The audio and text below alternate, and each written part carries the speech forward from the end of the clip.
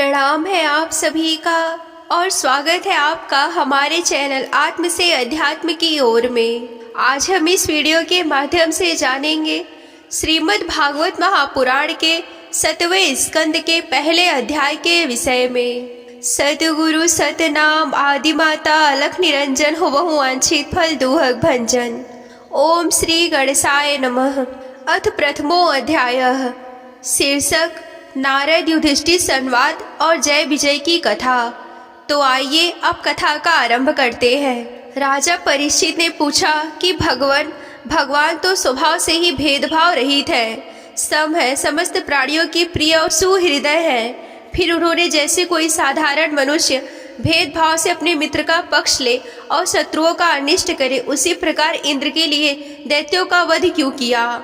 वे स्वयं परिपूर्ण कल्याण स्वरूप है, इसीलिए उन्हें देवताओं से कुछ लेना देना नहीं है तथा निर्गुण होने के कारण दैत्यों से भी कुछ बैर विरोध और उद्गेज भी नहीं है। भगवत प्रेम के सौभाग्य से संपन्न महात्मा हमारे चित्र में भगवान के समत्व आदि गुणों के संबंध में बड़ी भारी संदेह हो रहा है। आप कृपा करके उसे मिटाइए। श्री शुकदेव जी ने कहा कि महाराज, भगवान के अद्भुत चरित्र के संबंध में तुमने बड़ा सुंदर प्रश्न किया है, क्योंकि ऐसे प्रसंग प्रहलाद आदि भक्तों की महिमा से परिपूर्ण होते हैं, जिसके श्रवण से भगवान की भक्ति बढ़ती है। इस परम पुण्यमय प्रसंग को नारद आदि महात्मागण बड़े प्रेम से गाते रहते हैं। अब मैं अपने पिता श्री कृष्ण के द्वैपायन मुनि को नमस्कार करके भगवान की लीला कथा का वर्णन करता हूँ। वास्तव में भगवान निर्गुण, अजन्मा, अपव्यक्त और प्रकृति से परे है। ऐसा होने पर भी अपनी माया के गुणों को स्वीकार करके वे बाध और बाधक भाव को अर्थात मरने और मारने वाले दोनों के परस्पर विरोधी रूपों को ग्रहण करते हैं। सत्व गुण, रजोगुण और तमोगुण ये प्रकृति के 3 गुण हैं, परमात्मा के नहीं। परीक्षित, इन तीनों गुणों की भी एक साथ भी घटती बढ़ती नहीं होती। भगवान समय समय के अनुसार गुणों को स्वीकार करते हैं। सत्वगुण की वृद्धि के समय देवता और ऋषियों का, रजोगुण की वृद्धि के समय दैत्यों का और तमोगुण की वृद्धि के समय यक्ष एवं राक्षसों को अपनाते हैं और उनका अभ्युदय करते हैं। जैसे व्यापक अग्नि, काष्ठ आदि भिन्न भिन्न आश्रयों में रहने पर भी उनसे अलग नहीं जान पड़ती, परंतु मंथन करने पर वह प्रकट हो जाती है। वैसे ही परमात्मा सभी शरीर में रहते हैं, अलग से जान नहीं पड़ते, परंतु विचारशील पुरुष हृदय मंथन करके उनके अतिरिक्त सभी वस्तुओं का बाध करके अंततः अपने हृदय में ही अंतर्यामी रूप से उन्हें प्राप्त कर लेते हैं। जब परमेश्वर अपने लिए शरीरों का निर्माण करना चाहते हैं, तब अपनी माया से रजोगुण की अलग से सृष्टि करते हैं। जब वे विचित्र योनियों में रमण करना चाहते हैं, तब सतत्व गुण की सृष्टि करते हैं। जब शयन करना चाहते हैं, तब वह तमोगुण को बढ़ा देते हैं। परीक्षित, भगवान सत्य संकल्प है। वे ही जगत की उत्पत्ति के निमित्त भूत, प्रकृति और पुरुष के सहकारी एवं आश्रय काल की सृष्टि करते हैं। इसीलिए वे काल के अधीन नहीं है, काल ही उनके अधीन है। राजन, यह काल स्वरूप ईश्वर जब सत्वगुण की वृद्धि करते हैं, तब सतत्व में देवताओं का बल बढ़ाते हैं और तभी वे परम यशस्वी, देव प्रिय, परमात्मा देव विरोधी रजोगुणी और तमोगुणी दैत्यों का संहार करते हैं। वस्तुतः वह सम ही है। राजन, इस विषय में देवर्षि नारद ने बड़े प्रेम से एक इतिहास कहा था। यह उस समय की बात है जब राजसूय यज्ञ में तुम्हारे दादा युधिष्ठिर ने उनसे इस संबंध में एक प्रश्न किया था। उस महाराजसूय यज्ञ में राजा युधिष्ठिर ने अपनी आंखों के सामने बड़ी आश्चर्यजनक घटना देखी कि छेदी राज शिशुपाल सबके देखते देखते भगवान श्री कृष्ण में समा गया। वहीं देवर्षि नारद भी बैठे हुए थे। इस घटना से आश्चर्यचकित होकर राजा युधिष्ठिर ने बड़े बड़े मुनियों से भरी हुई सभा में उस यज्ञ मंडप में देवर्षि नारद से यह प्रश्न किया। देवर्षि ने पूछा कि अहो, यह तो बड़ी विचित्र बात है कि परम तत्व भगवान श्री कृष्ण में समा जाना तो बड़े बड़े अनन्य भक्तों के लिए भी दुर्लभ है। फिर भगवान से द्वेष करने वाले शिशुपाल को यह गति कैसे मिली? नारद जी, इसका रहस्य हम सभी जानना चाहते हैं। पूर्व काल में भगवान की निंदा करने के कारण ऋषियों ने राजा बेन को नरक में डाल दिया था। यह दमघोष का लड़का पाप आत्मा शिशुपाल और दुर्बुद्धि दंतवक्र दोनों ही जब से तुलतुला कर बोलने लगे थे, अब से अब तक भगवान से ही द्वेष करते रहे हैं। अविनाशी परम ब्रह्मा भगवान श्री कृष्ण को ये पानी पीकर गाली देते हैं, परंतु इनके फलस्वरूप ना तो इनकी जीभ में कोढ़ हुआ और ना ही इन्हें घोर अंधकार में नरक की प्राप्ति हुई। प्रत्युत जिन भगवान की प्राप्ति अत्यंत कठिन है, उन्हीं में ये दोनों सबके देखते देखते अनायास ही लीन हो गए। इसका क्या कारण है? हवा के झोंकों से लड़खड़ाती हुई दीपक की लौ के समान मेरी बुद्धि इस विषय में बहुत आगा पीछा कर रही है। आप सर्वज्ञ हैं, अतः इस अद्भुत घटना का रहस्य समझाइए। श्री सूकदेव जी कहते हैं कि सर्वसमर्थ देवर्षि नारद ने राजा के ये प्रश्न सुनकर बहुत प्रसन्न हुए। उन्होंने युधिष्ठिर को संबोधित करके भरी सभा में सबके सुनते ही यह कथा कही।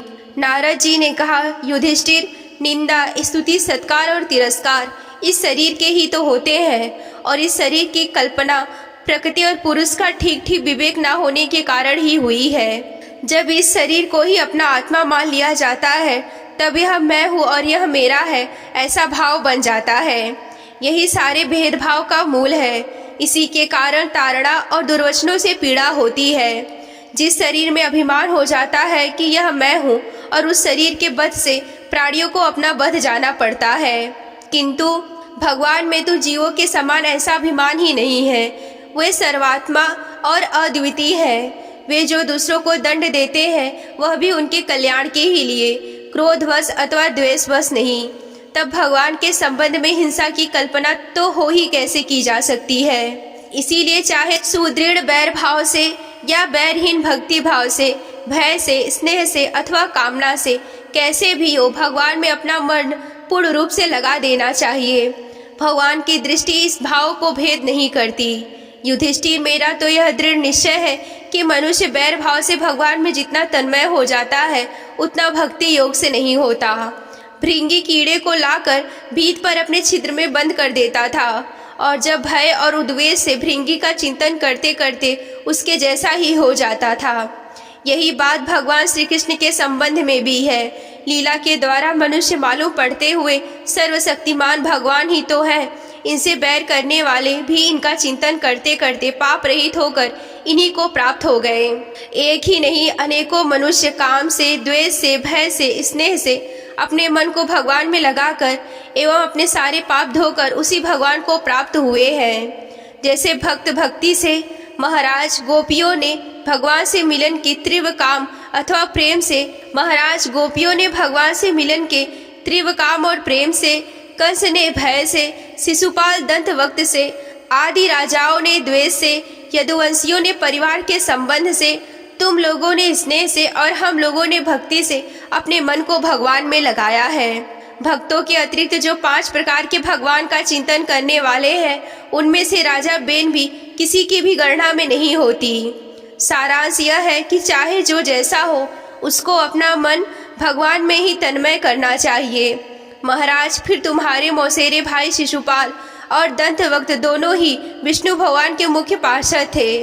ब्राह्मणों के शाप से इन दोनों को अपने पद से च्युत होना पड़ा था।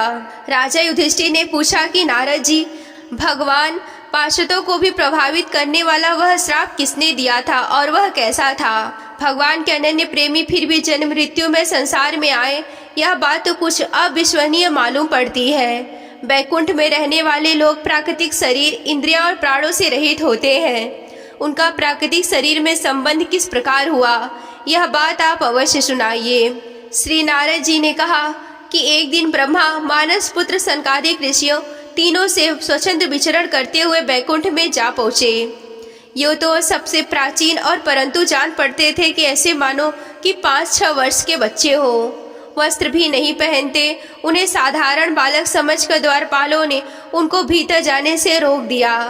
इस पर वे क्रोधित हो गए। उन्होंने द्वारपालों को यह श्राप दिया कि मूर्खों, भगवान के चरण तो रजोगुण और तमोगुण से रहित है। तुम दोनों इसके समीप निवास करने योग्य नहीं हो, इसीलिए तुम शीघ्र यहाँ से पापमयी असुर योनि में जाओ। उनके इस प्रकार श्राप देते जब बैकुंठ से नीचे गिरने लगे, तब उन कृपालु महात्माओं ने अच्छा 3 जन्मों से इस शाप को भोग कर तुम लोग फिर इसी बैकुंठ में आ जाना। युधिष्ठिर, वे ही दोनों दीति के पुत्र हुए। उनमें से बड़े का नाम हिरण्यकश्यपु था और उससे छोटे का हिरण्याक्ष। दैत्य और दानवों के समाज में यही दोनों सर्वश्रेष्ठ थे। विष्णु भगवान ने नरसिंह का रूप धारण करके हिरण्यकशिपु को और पृथ्वी का उद्धार करने समय बराह अवतार ग्रहण करके हिरण्याक्ष को मार डाला। हिरण्यकशिपु अपने पुत्र प्रहलाद को भगवत प्रेमी होने के कारण मार डालना चाहा और इसके लिए उसे बहुत सी यातनाएं दी, परंतु प्रहलाद सर्वात्मा भगवान के परम प्रिय हो चुके थे, समदर्शी हो चुके थे। उनके हृदय में अटल शांति थी। भगवान के प्रभाव से वे सुरक्षित थे। इसीलिए तरह तरह के चेष्टा करने पर भी हिरण्यकशिपु उनको मार डालने में समर्थ न हुआ। युधिष्ठिर वे ही दोनों विश्रवा मुनि के द्वारा केसनी के गर्भ से राक्षसों के रूप में पैदा हुए। उनका नाम था रावण और कुंभकर्ण। उनके उत्पादों से सब लोगों में आग सी लग गई थी। उस समय भी भगवान ने उन्हें श्राप से छुड़ाने के लिए राम रूप से उनका वध किया। युधिष्ठिर, मार्कंडेय मुनि के मुख से तुम भगवान श्री राम का चरित्र सुनोगे। वे ही दोनों जय और विजय इस जन्म में तुम्हारी मौसी के लड़के शिशुपाल और दंतवक्त के रूप में क्षत्रिय कुल में उत्पन्न हुए थे। भगवान श्री कृष्ण के चक्र का स्पर्श प्राप्त हो जाने से उनके सारे पाप नष्ट हो गए और वे सनकादिक के श्राप से मुक्त हो गए। बैर भाव के कारण निरंतर ही वे भगवान श्री कृष्ण का चिंतन किया करते थे। उसी तीव्र तन्मयता के फलस्वरूप वे भगवान को प्राप्त हो गए और पुनः उनके पार्षद होकर उन्हीं के समीप चले गए। युधिष्ठिर ने पूछा कि भगवान, हिरण्यकशिपु ने अपने स्नेह भाजन पुत्र प्रहलाद से इतना द्वेष क्यों किया? फिर प्रहलाद तो महात्मा थे, साथ ही यह भी बतलाइए कि साधन से प्रहलाद भगवतमय हो गए। यहीं पर श्रीमद् भागवत महापुराण के 7वें स्कंद का पहला अध्याय समाप्त होता है। अगर आप श्रीमद् भागवत महापुराण की कथा में रुचि रखते हैं और विस्तार पूर्वक वर्णन यूं ही सुनना चाहते हैं तो हमारे चैनल को सब्सक्राइब कर लें। ये अध्याय आप सभी को कैसा लगा हमें कमेंट करके बताएं। आज के वीडियो में बस इतना ही। मिलते हैं अगले वीडियो में। तब तक के लिए आप सभी को जय आदि शक्ति भोलेनाथ जी। हर हर महादेव।